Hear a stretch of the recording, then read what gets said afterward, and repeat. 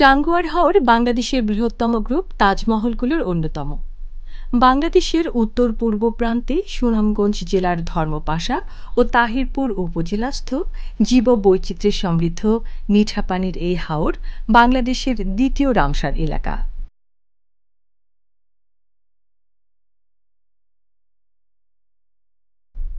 ভারতের মেঘালয়ের খাসিয়া জৈন্তা পাহাড়ের পাদদেশে সারি সারি হিজল করচ শোভিত পাখিদের কলকাকলি মুখরিত টাঙ্গুয়ার হাওর মাছ পাখি এবং অন্যান্য জলজ প্রাণীর এক বিশাল অভয়াশ্রম।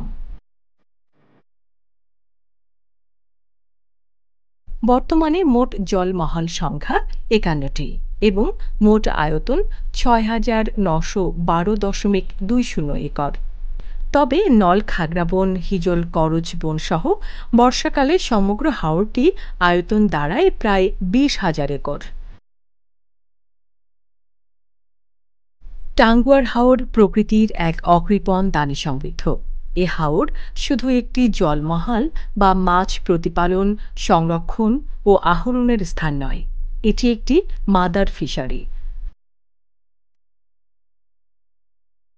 হিজল করচের দৃষ্টিনন্দন সারি এই হাওরকে করেছে মোহনীয়। এছাড়াও নলখাগড়া দুধিলতা নীল শাপলা পানিফল শোলা হেলেঞ্চা শতমূলী শীতলপাটি স্বর্ণলতা বনতুলসী ইত্যাদি সহ ২০০ প্রজাতিরও বেশি গাছগাছালি রয়েছে এই প্রতিবেশ অঞ্চলে।